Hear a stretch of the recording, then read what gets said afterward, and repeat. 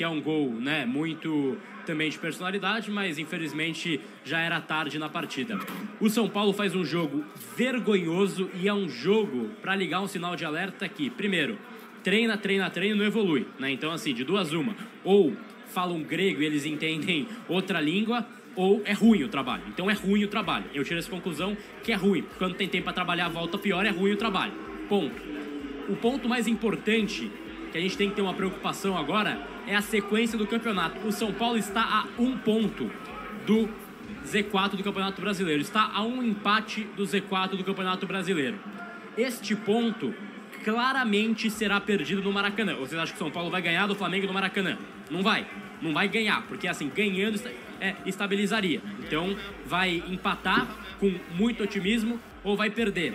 Então, eu acho que vale a gente pontuar aqui que o São Paulo, neste momento, ele é um virtual colocado no Z4 do Campeonato Brasileiro. É importante a gente pontuar o que vai ser da volta. Qual vai ser a estratégia para a volta? Eles vão conversar amanhã, reunir, falar com os meus falar, cara, tamo com você, tamo fechado, os caras gostam de você, a gente vai para cima, a gente vai te dar peças? Pode ser. É uma escolha que eu acho que também tem que ser, assim, responsabilizada para quem está também no comando do futebol.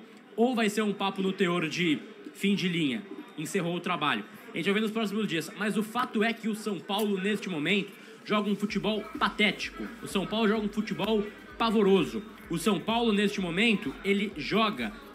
E aí, claro, com exceção do Sport, que pra mim, a gente joga já um Campeonato Brasileiro com 19 equipes. O Sport já foi, né? Tem 3 pontos em 12 rodadas. É um time que eu acho que é muito difícil pensar em volta por cima. Mas é um campeonato do São Paulo, neste momento, que essa é a exata briga que a gente vai travar, pra não cair. O São Paulo briga até o final desse Campeonato Brasileiro pra não cair. Esse desempenho é o que escancara essa briga. Então, assim, é um São Paulo que não tem evolução tática, é um São Paulo que perde jogos vergonhosos e é um São Paulo, volto a repetir, 12 rodadas, das 12, 3 que eram obrigação desde o começo da porra do campeonato. Ganha do Mirassol em casa, ganha do Sport em casa e ganha do Vasco em casa. Você não pontua com 3 pontos em nenhum dos 3 jogos. O que você espera do futuro? O que você espera daqui pra frente? Você vai ganhar um desses 3 jogos?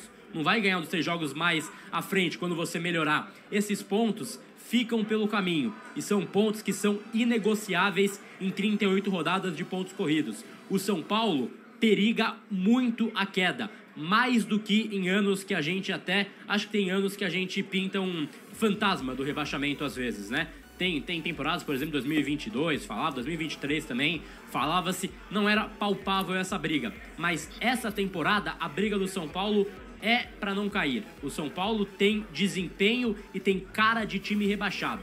O São Paulo hoje é um time que precisa ter um ponto de virada, senão vai ser esse o campeonato que vai travar. E não adianta criar expectativa com Copa Libertadores, com Copa do Brasil. Mata-mata é mata-mata e a gente tem sempre essa esperança que São Paulo pode crescer mais pela camisa do que pelo desempenho, né? Pelo desempenho não merece nada mesmo. Mas precisa ter uma preocupação mais clara, mais óbvia com o que é palpável. E hoje é o Campeonato Brasileiro. Deixo com o Léo para fazer esse comentário enquanto a gente ajeita aqui. Muito obrigado pela audiência de vocês nesse dia complicado. Um abraço. Pois é, meu amigo Gabriel Sá. Noite difícil, dia dos namorados. Tinha tudo para ser mais um jogo, pelo menos com vitória do São Paulo, e a gente viu mais um resultado negativo com um desempenho péssimo, né?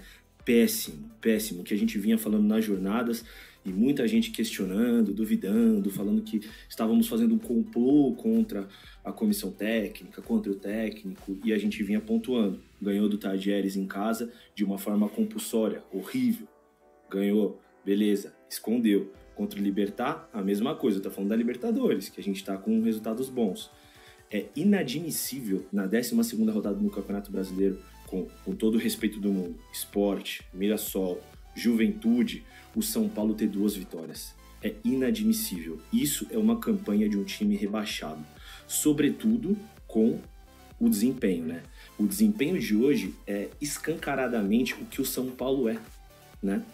Você vê um menino Rian Francisco entrando faltando 20 minutos, talvez seja depois do jogo contra o Ceará, e acho que um jogo que ele jogou de titular também, o jogo que ele entrou e teve mais minutagem e conseguiu fazer um gol.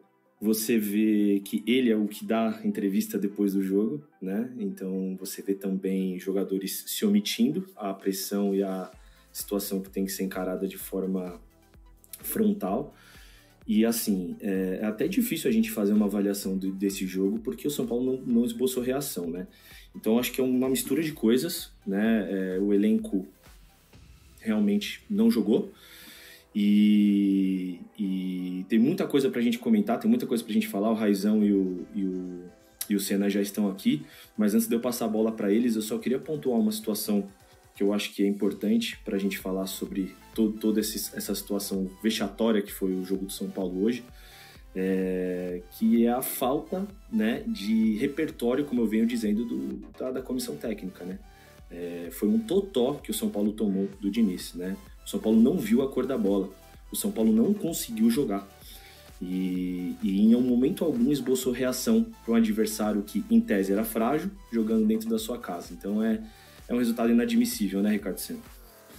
Não, total. Até antes de eu começar a falar aqui, eu vou passar para o Raí, que ele vai descer lá para a zona mista, para a coletiva. Raí, queria que você comentasse um pouquinho esse desastre aqui de hoje, né?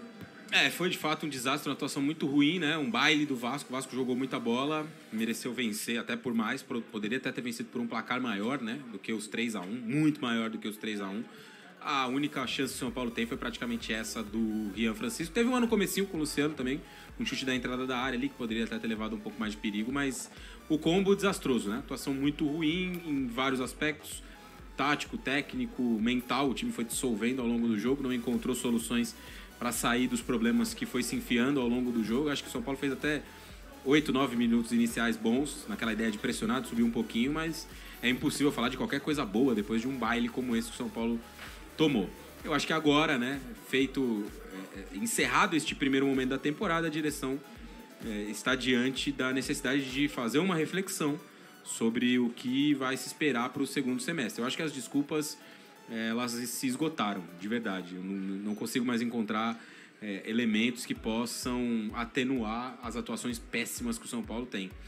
Os desfalques pesam, são importantes, mas não é que você também tem 11 pernas de pau à sua disposição, ou só meninos, ou só jogadores medianos.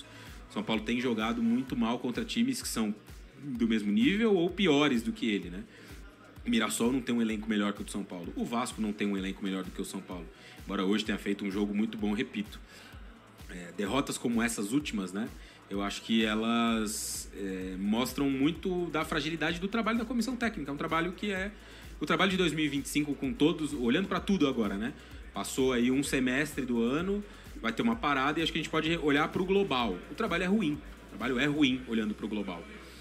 Tem pontos ali que você pode destacar, como a campanha da Libertadores, que realmente foi muito boa, só que eu acho que é uma atenuante o grupo. O grupo era horroroso, com 3 times muito fracos, embora o São Paulo tenha, sim, méritos por ter vencido os jogos fora de casa, mas é um time que tem perdido muita força como mandante. O São Paulo cada vez mais tem resultados ruins em casa.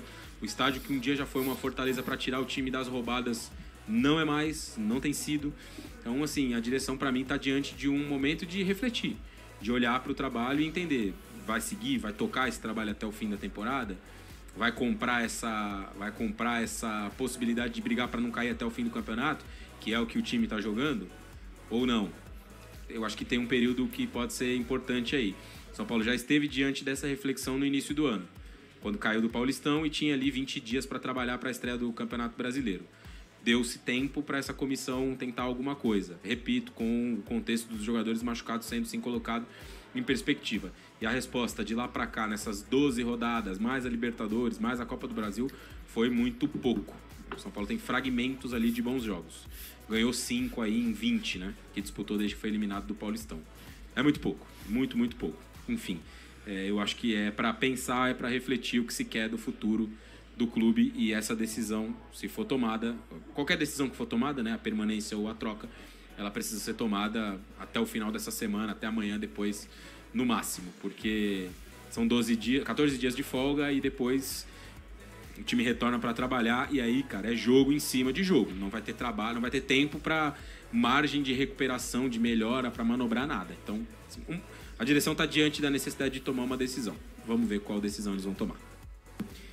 Pois é, e isso não pode ser uma coisa muito tardia, né? Não pode ficar tarde demais. Obrigado, Raí, valeu aí pelas considerações. Aí vai descer lá para a zona mista, tô aqui com o Léo. Léo, a gente não vai nem fazer hoje o esquema das notas, porque hoje, cara, péssimo pra todo mundo. Posso já fazer? Pode falar. Qual que é o pior conceito? É vômito, péssimo. Nojento? Nojento. É esse.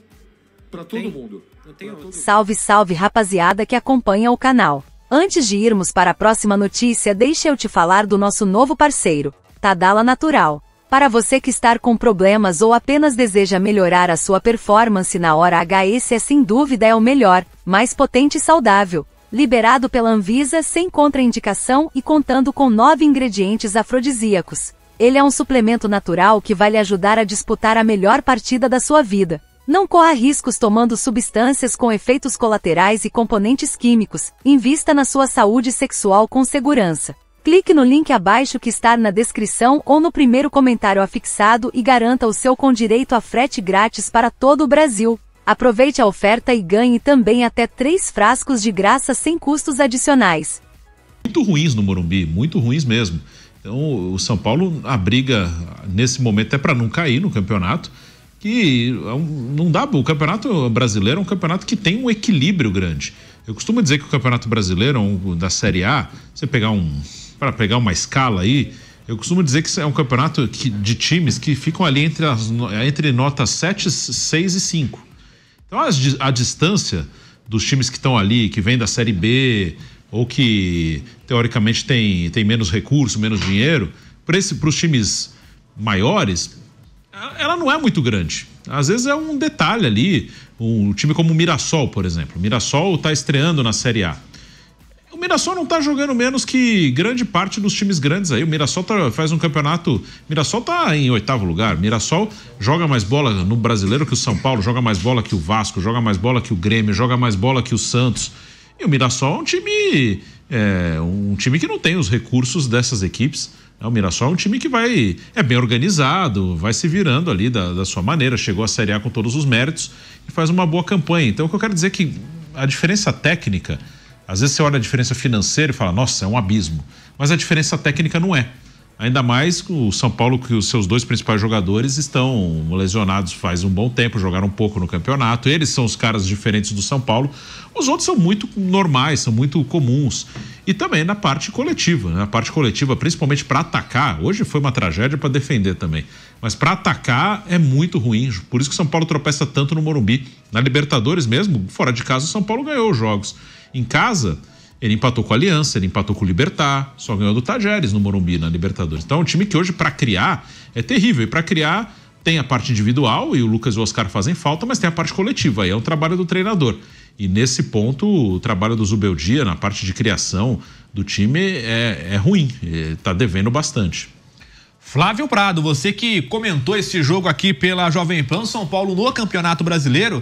Agora são 12 jogos, né? Com apenas 2 vitórias, 6 empates e 4 derrotas. Esse é o São Paulo no Campeonato Brasileiro de 2025. Você que comentou esse jogo aqui pela Jovem Pan, Flávio Prado, e que você viu, né? Que deu errado nesse tricolor para ser tão mal, né? Hoje contra o Vasco. Flávio, boa noite. Boa noite, Guilherme. Boa noite, amigos. Olha, o São Paulo teve uma partida medíocre. O São Paulo não criou uma oportunidade, nada. A única chance que o São Paulo teve foi no chute do Luca, logo no comecinho, e a bola foi pra fora. O Léo Jardim não fez nenhuma defesa. Aí no final, o chute do Rayan, que a bola entrou, mas nada. O Vasco, no começo, ainda deu a bola pro São Paulo. O São Paulo não conseguia criar, só cruzamento. O Vasco fazia a marcação, evitando que o jogador de São Paulo fosse pro fundo. Era tentativa de bola da meia lá pra dentro da área, pra cabeça do André Silva. A bola não chegava. E o Vasco começou, de repente, a tocar bola. Foi tocando bola. Quando fez o primeiro gol, percebeu que a coisa era tranquila. E o São Paulo dando distância pro Vasco. O Vasco jogava com espaço total.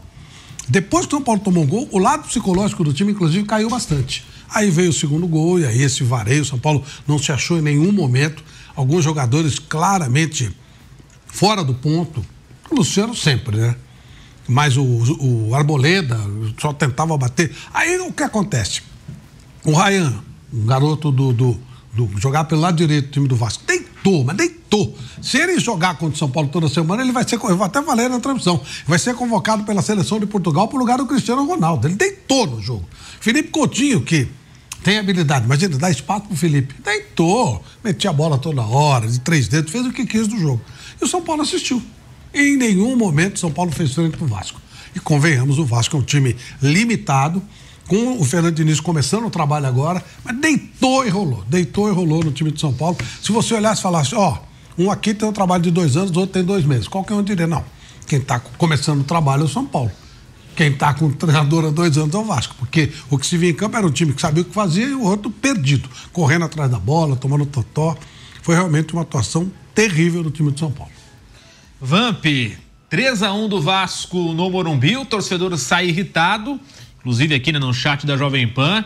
Dá para, digamos assim, culpar ou dividir, né, essa responsabilidade com quem, né? Óbvio, o técnico Zubeldia, pelo trabalho, tem os jogadores, né, que entram em campo e tem também a turma que tá fora, né? Tem muita gente fora no departamento médico, entre eles, né, o Lucas, que será ausência aí, pelas informações, no mínimo até setembro, ou seja, tem muitos fatores, né, que colaboram para esse futebol tão ruim, tão fraco do São Paulo. Vamp, boa noite. Boa noite, Gui, Bruno, Flávio, boa noite a todos.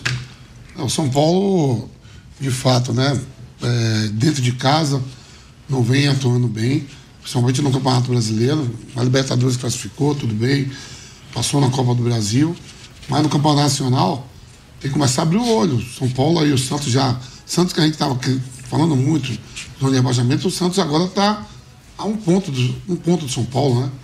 São Paulo tem 12, o Santos ganhou hoje. Tem 11. Foi para 11. Ali tem um monte de time tudo embolado, Vitória. O Vasco, que estava na zona de rebaixamento quando começou o jogo, saiu, subiu bastante, até ultrapassou o São Paulo. Tá tudo muito achatado. E tem aí esse 1 mês, viu, Flávio? Tem esse 1 mês para treinar.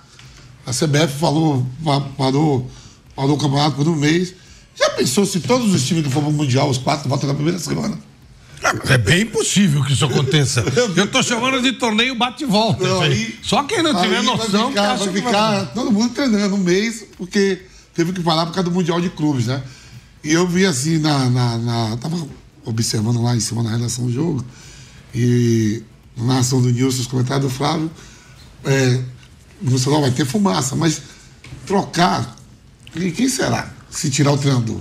Não tem tanto treinador aí no mercado, não, né? Sobrando. Pra ver. E tem mais. Os 3 principais jogadores de São Paulo não jogam. O Caleri não joga mais na temporada. O Lucas, a gente sabe que por pouco não rompeu o cruzado. Vai ter que cuidar bem. Aí ia ficar uma lesão muito séria. E o Oscar não entra em forma, lesionado, tudo. Então são 3 caras que era para dar essa base toda pro São Paulo, que hoje não atuam. E aí tem que usar a base, né? Jogadores machucados. Então é complicado. Essa parada aí de 1 mês vai ser bom para botar a casa em ordem. Porque o Vasco quebrou até um tabu, não ganhava... Desde 2012. Eu vi o Chacon comentando. E o Diniz lá, para se organizar também, agora vai ter um tempo também para treinar com o Vasco. Pelo menos tirou o time ali. Ele chega, o time está na zona de rebaixamento. Ele tira, sobe várias posições e vai ter esse tempo também para treinar. E até para entrar nessa discussão, né, do trabalho do Zubeldia, o Vamp até comentou essa situação, 1 mês agora de parada, e nos bastidores, né, Bruno, nós estávamos conversando, e até no Papo de Setorista nós conversamos um dia desses aí, em pré-jogo de São Paulo, que é aquela história, né, Bruno? A diretoria de São Paulo, a partir de agora, vai ter que encarar um dilema, se vai, de fato, dar respaldo para o Zubeldia ou se vai querer trocar o trabalho.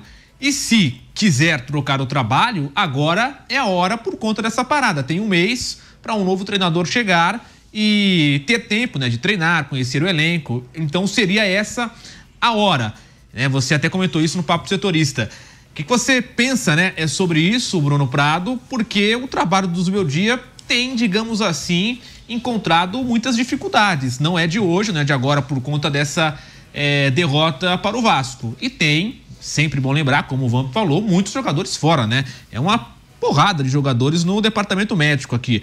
Luiz Gustavo, Caleri, Igor Vinícius, Lucas, Ferreirinha, Juan, Oscar, né? Esses que ficaram fora hoje. Realmente é uma lista grande, enorme e que faz falta, só que o técnico precisa encontrar soluções e até o momento ele não tem encontrado, hein, Bruno? O que você pensa sobre o trabalho do Zubeldia e se de fato seria, digamos assim, a solução, né, trocar o técnico? Não, o aproveitamento dele, ele tá no clube há um pouco mais de um ano, o aproveitamento dele é muito parecido com os anteriores. Se pegar em números só, sem analisar outros fatores, o aproveitamento dele está muito próximo.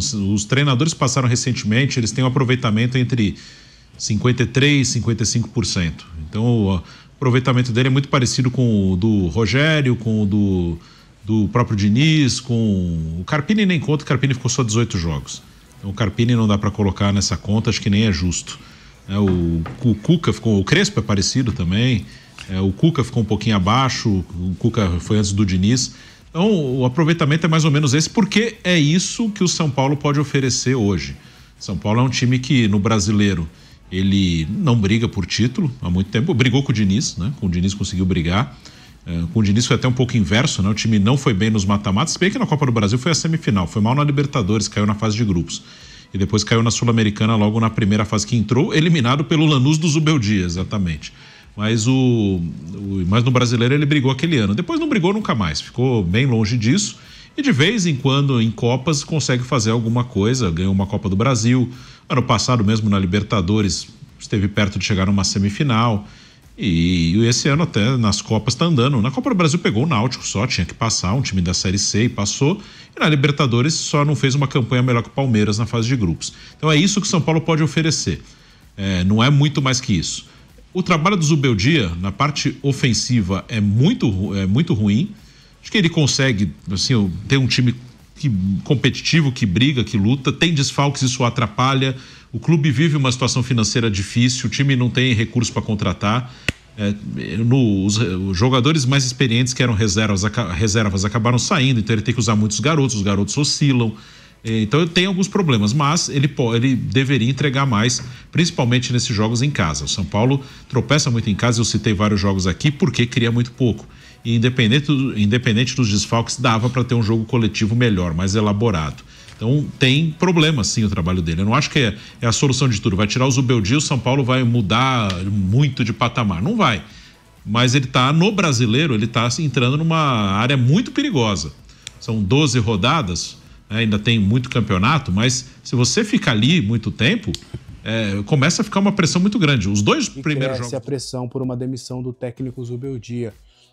Ele deu coletiva normalmente, né, após a derrota, uma coletiva até mais curta do que a normal, e aí cresceu-se as especulações sobre a possibilidade de demissão do Zubeldia. Pelo que eu pude apurar com as pessoas dentro do São Paulo, que neste momento não haverá uma demissão, mas assumiram que realmente a pressão está bem grande e que a tendência é de as partes se reunirem para trocar uma ideia, para conversar, e aí não está completamente descartada a possibilidade de uma demissão. O São Paulo ainda respalda o seu técnico, mas entende que é o momento de cobranças, é o momento de conversar sobre esse momento da temporada. O São Paulo está com 3 derrotas seguidas no Campeonato Brasileiro e com uma campanha muito complicada no Brasileirão. Segue o alerta, aliás, liga o sinal de alerta do São Paulo no Campeonato Brasileiro e a pressão em cima do Zubeldia está muito grande. Então o Departamento de Futebol, presidente Júlio Casares, comissão técnica devem se reunir, devem trocar essa ideia. Não está descartada uma demissão, mas eu acredito, tá? Aí é fine, já não é mais informação. Eu acho que no fim das contas o São Paulo deve manter o seu técnico. E por quê? O São Paulo não tem dinheiro para multa contratual. É importante lembrar que o São Paulo deixou de pagar 200 mil euros em relação ao empréstimo do Juan Tressoldi porque não tinha grana, atrasou essa grana. E a multa do Zubeldia é de 3 salários, o que daria algo em torno de 3 milhões de reais, contando a comissão técnica inteira do Zubeldia. Então, esse fator financeiro é relevante. E aí agora A diretoria vai tentar entender todos os cenários, vai debater as ideias, vai avaliar o trabalho, vai avaliar todas as possibilidades para aí sim tomar uma decisão. A diretoria do São Paulo não é de tomar decisões sem pensar muito. Vocês vão lembrar, quando demite o Diniz, já tem o nome do Crespo. Quando já demite o Crespo, já tem o nome do Rogério Ceni. Quando demite o Rogério Ceni, já tem o nome do Dorival Júnior. Então, é muito difícil acreditar que ainda nessa sexta-feira o São Paulo troque o comando técnico. Essa diretoria gosta de tomar decisões ali muito certeiras. E hoje não há um nome unanimidade no mercado. Então, vamos avaliar a cena dos próximos capítulos. Eu acredito, feeling, que o Zubeldia deve permanecer. Mas aí a gente já trouxe a reunião, já trouxe os bastidores de que sim, a pressão está bem grande nos lados do Morumbi. Até apoiadores do Júlio Casares não querem mais a permanência do técnico Zubeldia. Para a gente continuar, após a derrota do São Paulo contra o Vasco, os jogadores do São Paulo terão férias após o resultado negativo por conta da pausa da Copa do Mundo de Clubes. O São Paulo deu 14 dias de férias para os seus jogadores logo após a partida contra o Cruz Maltino. Todos os jogadores já foram liberados para curtirem suas famílias, vão viajar, vão fazer o que for. Os atletas têm reapresentação marcada para o dia 26 deste mês e aí vai fazer todas as atividades aí intertemporada para tentar voltar mais forte no segundo semestre, não só visando as Copas, mas visando também essa recuperação no Campeonato Brasileiro. São Paulo já tinha tido 3 dias de folga após a partida contra o Bahia, os jogadores se reapresentaram, fizeram toda a preparação, a primeira parte da preparação até o domingo foi folga, e aí segunda, terça e quarta São Paulo se preparou para pegar o Vasco, e aí acabou sendo derrotado nesta quinta-feira, e aí agora os jogadores terão esse tempo de descanso aí, principalmente também os jogadores da Copinha, né, que não tiveram esse descanso por conta que já subiram para os profissionais direto, e agora eles vão ter essa oportunidade de descansar, tanto o lado físico quanto o lado mental, para quem sabe voltarem aí no segundo semestre e conseguirem melhorar a situação de São Paulo no Campeonato Brasileiro. Foram 12 rodadas disputadas, ainda tem 26 rodadas pela frente, então ainda assim, mesmo acreditando eu que o São Paulo hoje tem que se preocupar sim com a zona de rebaixamento, pode ser um período ali interessante para o São Paulo voltar ainda mais forte e reagir no Campeonato Brasileiro, que é o que a gente mais espera.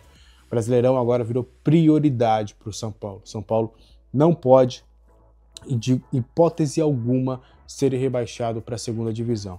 Ser eliminado nas oitavas de final da Libertadores vai doer? Vai. Ser eliminado nas oitavas de final da Copa do Brasil vai doer? Bastante. Mas vai doer ainda mais um rebaixamento. Então acredito eu, que no segundo semestre as prioridades devem ser invertidas e o São Paulo priorizar completamente o Campeonato Brasileiro, porque é questão de urgência. Para a gente continuar trazendo mais informações do São Paulo Futebol Clube, informação que foi dada lá primeiro pelo Paulo Giacomelli, que a gente confirma. Marcos Antônio tem a sua permanência praticamente selada no São Paulo. São Paulo acertou com a Lazio a permanência do jogador em definitivo, ele renova o seu contrato por mais tempo por empréstimo e aí o São Paulo será obrigado a comprá-lo ao fim deste vínculo. Essa obrigação de compra também será com algumas metas estipuladas, mas metas bem acessíveis assim. Até uma pessoa que brincou comigo me confirmou de que se ele vier para o treino ele está comprado. Tamanha obviamente que foi num tom de brincadeira, mas tamanha é a facilidade dessa nova opção, a obrigação de compra do Marcos Antônio. E aí o contrato do Marcos Antônio estará avaliado em 4 milhões de euros. E aí por que eu trago 4 milhões de euros e não valor em real? Porque esses 4 milhões de euros estarão estipulados na compra do São Paulo em 2026. E aí vai depender muito da cotação. O euro pode diminuir, o real pode valorizar, ou vice-versa, e aí o valor final pode acabar ficando maior. Mas em contrato estará 4 milhões de euros. Então, ao término desse novo empréstimo, o São Paulo terá será obrigado a comprar o Marcos Antônio em definitivo. E aí, logo em seguida, ele terá 3 anos de contrato com o São Paulo. Então, ele é reemprestado pela Lazio, cumpre esse reempréstimo. E aí, logo depois, ele será comprado por 3 anos. E aí, esses 4 milhões de euros serão divididos em 3 vezes igualitárias, onde o São Paulo poderá fazer também a quitação do Marcos Antônio, e aí garante a permanência do volante, que também deve retornar após a Copa do Mundo de Clubes. Ele está em reta final de recuperação da sua lesão. Ele não pôde estar disponível contra o Vasco, ainda precisava de alguns dias para estar adequado fisicamente,